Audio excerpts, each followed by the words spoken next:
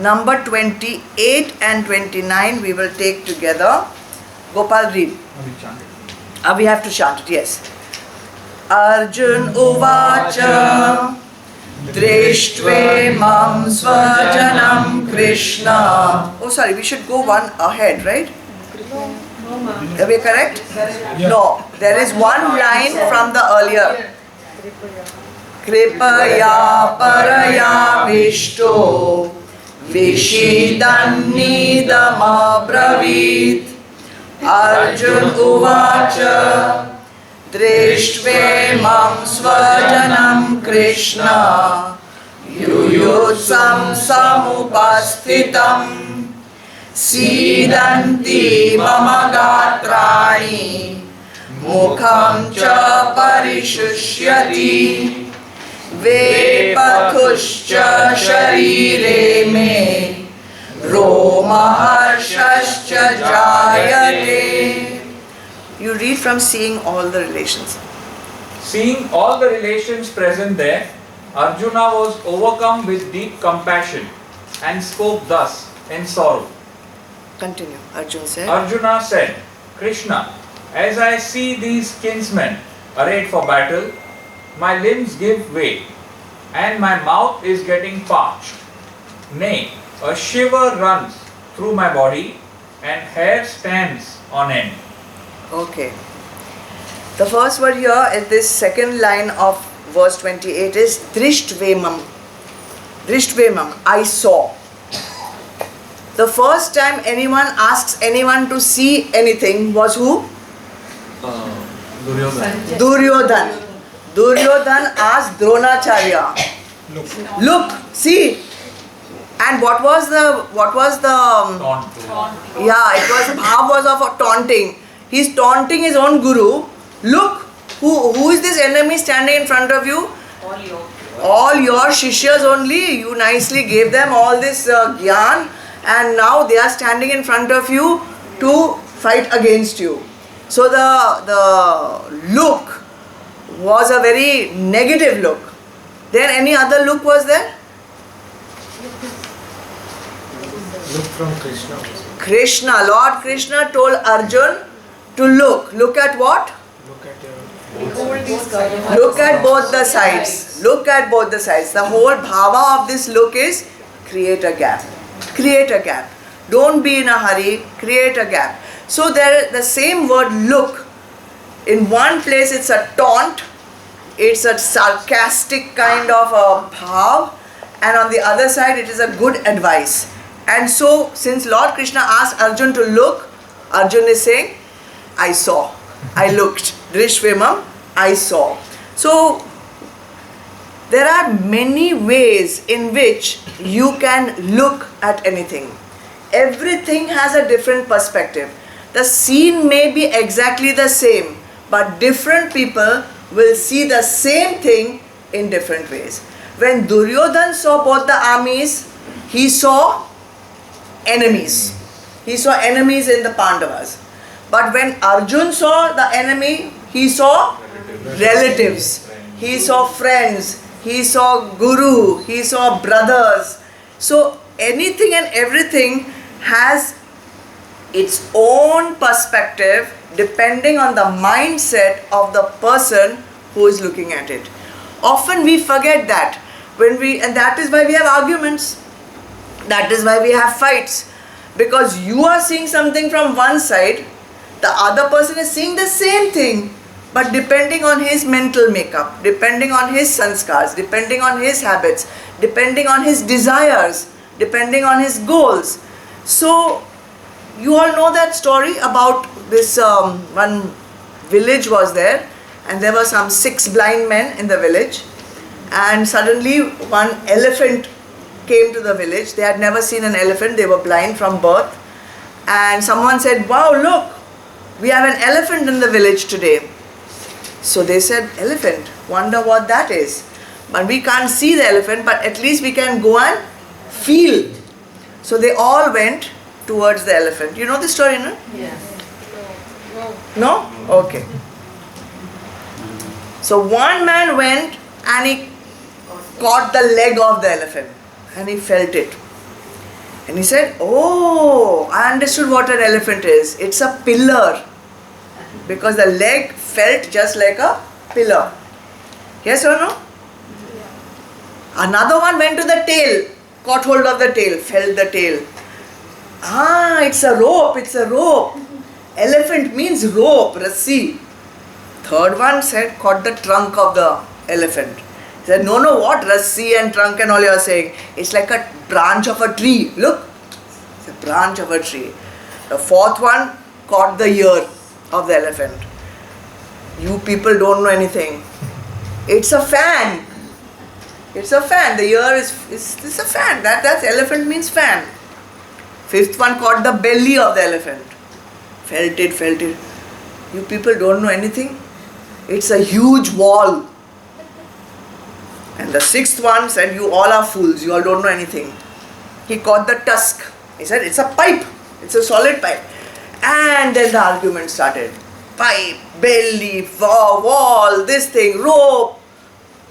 One wise man was passing by. He said, what's the problem? Why are you shouting and screaming at each other? He said, he doesn't understand. There's a wall. He's saying it's a rope and this and this. He said, look, you are all right.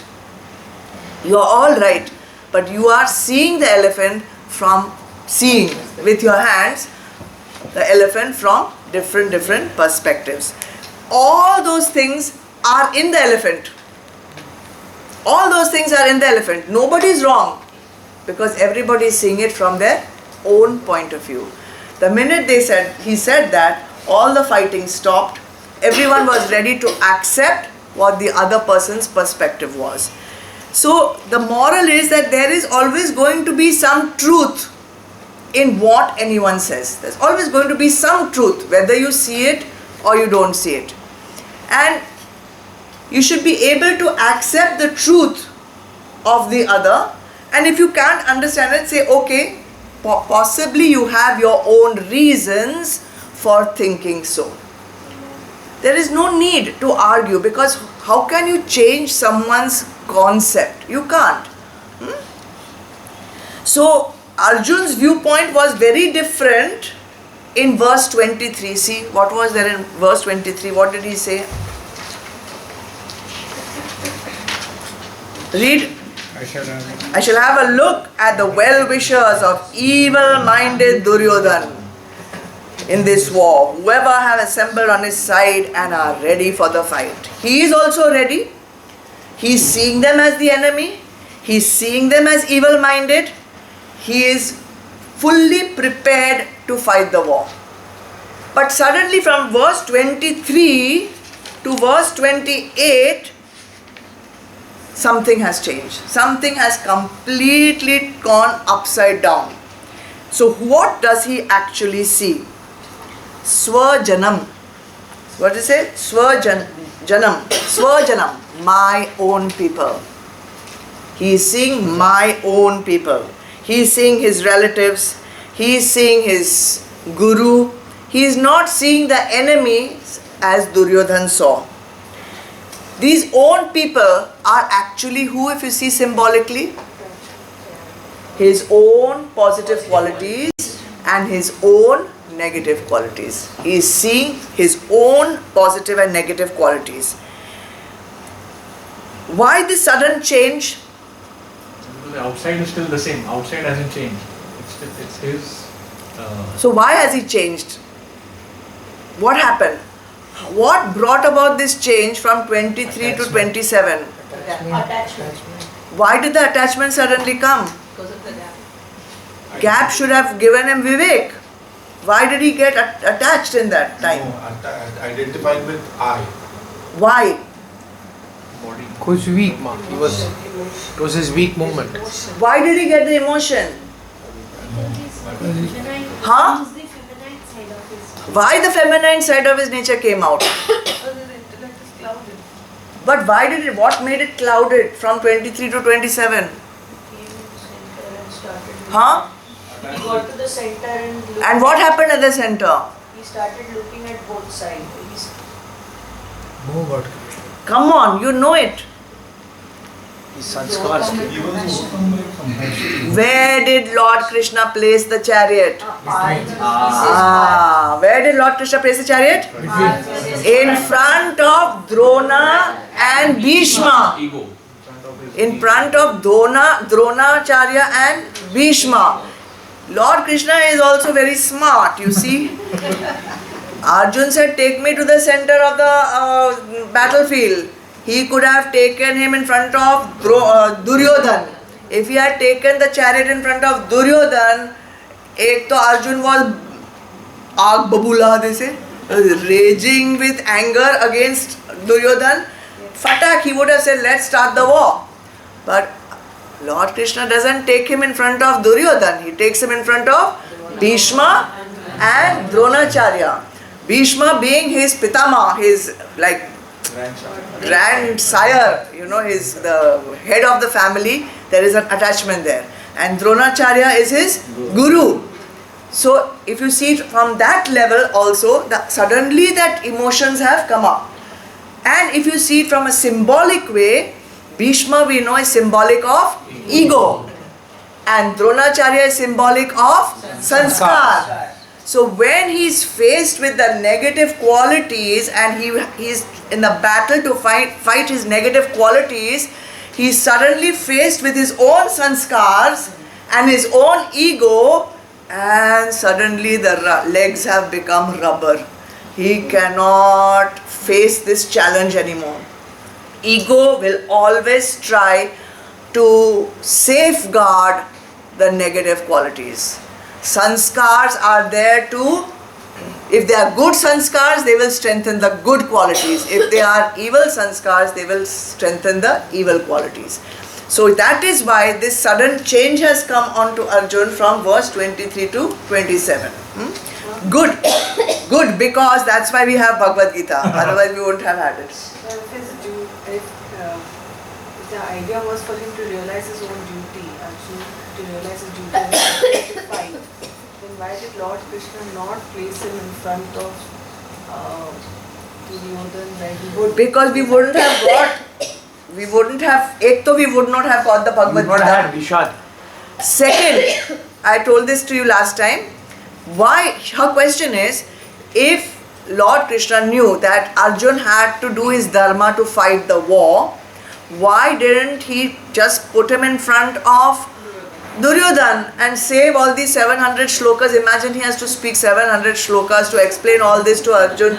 Why didn't he just directly instigate him, go fight like that? He wanted to create more in Should be Arjun. dharma. He wanted Arjun to fight the war with the right bhav. He wanted the war to be a war of dharma, not of personal vendetta. He wanted to save Arjun from getting karma. So he wanted Arjun to fight the war with the bhav of karma yoga. So that in spite of killing, he is killing without incurring the karma of killing.